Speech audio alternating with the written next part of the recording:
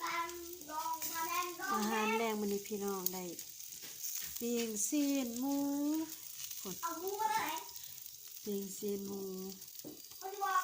เอามาหมูมาได้ไหนนี่ได้แต่อาหารแซ่บๆนะพี่น้องเนาะอันแซ่บแต่อันแซ่บชื่อปลาให้ไข่เนี่ยยอมเอาอุ้ยเลี้ยงมาใครดิ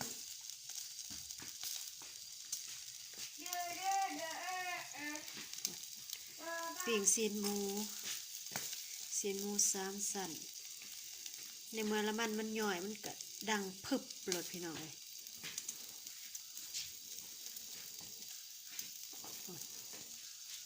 สีมืดเลยเนาะมันหน่วยเนี่ยมันหน่วยต้องมวย บะไทย2 หน่วยต้องมวยกินกายหัวทิมจมอุ้ยจมเลยควันเป็นควันพี่น้องเลยช่างมันใช้นี่ด้วย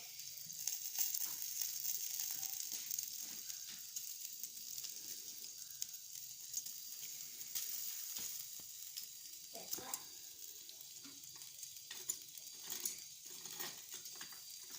จากยำได้สีสุกมาทานใส่แล้วมันกระดังเพิ่มแล้วนะพี่น้องเนาะ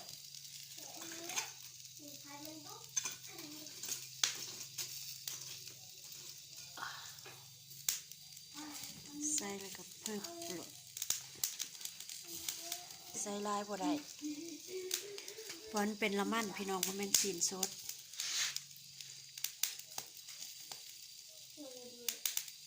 อันนี้น่าจะโอเคแล้ว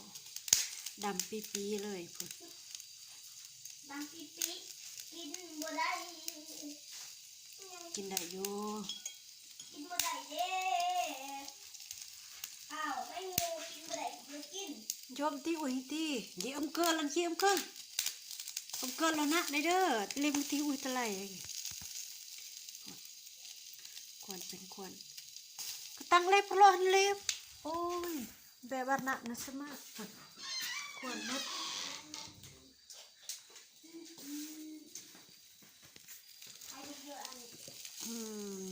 ป้าพี่น้องเอ้ยควรแทะควรว่าพวกโอ้ซ้ำจุดให้มาญาอันกี้ไอเกรงไรเล็มกตีอุ้ย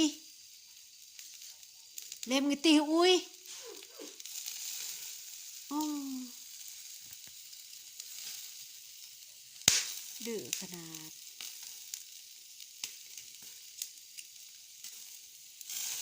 ป้าสิได้กินอยู่บ่ควรนักขนาดบ่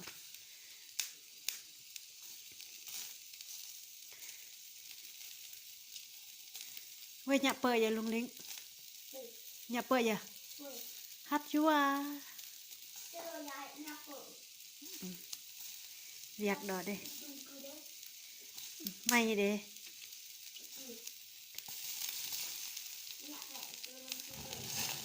ปวดเบิ่งไหมพี่น้องโอ้ขนาดเลยสิได้กินอยู่บ่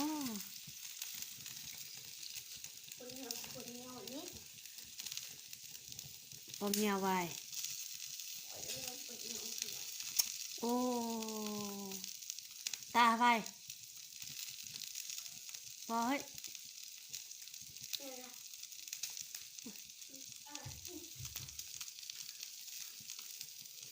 จอมดื้อ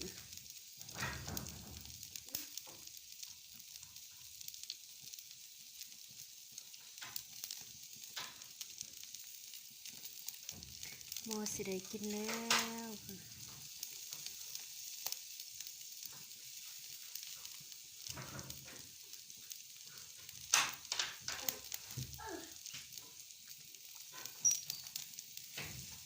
ยอมอุ้ยยันดองลุงลิงเลย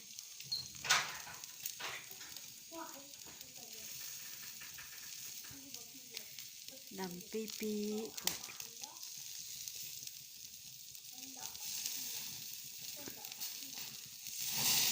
โอ้ คัก